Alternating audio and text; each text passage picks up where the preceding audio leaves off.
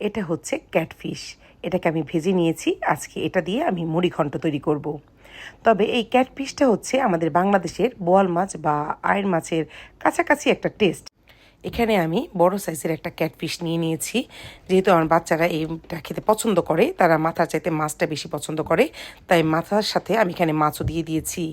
সবচেয়ে বড় কথা হলো, বাংলাদেশে থাকতে যখন মুড়িঘণ্ট আমাদের ঘরে রান্না করা হতো, বেশিরভাগ সময় আমার মা রান্না করতো। বাংলাদেশে হলো কাতল মাছ বা রুই মাছ দিয়ে মুড়িঘণ্ট তৈরি করা হয়। যেহেতু আমার হাজব্যান্ডের খুব প্রিয় একটা খাবার, তাই মাঝে মাঝে এটা তৈরি করা হতো। কিন্তু আমি আর আমার বাচ্চারা তেমন পছন্দ করে এটা খেতাম না, ভালো লাগতো না। কিন্তু এখানে আসার পরে মা তো নেই, আমাকেই রান্না করতে হবে। আর এখানকার মাছগুলো যেহেতু ফ্রোজেন, তাই একটু ভেবেচিন্তে আসলে খাওয়ার চিন্তা ভাবনা করি। তাই সেক্ষেত্রে আমি ভাবলাম যে ক্যাটফিশটা যেহেতু খেতে ভালো লাগে, তাই এটা দিয়ে যদি মুড়িঘণ্ট তৈরি করি তাহলে কেমন হয়। আর যেই কথা সেই কাজ, তৈরি করার পরে আসলেই এটা এত বেশি সুস্বাদু হলো খাবারটা, সবাই খুব পছন্দ করে খেলো। এবং আমার বাচ্চারা, যদি এই মুড়িঘণ্ট রান্না করা হয় ক্যাটফিশ দিয়ে, তাদের আর কোনো কিছুই লাগে না, তারা খুব মজা করে খাবারটা উপভোগ করে।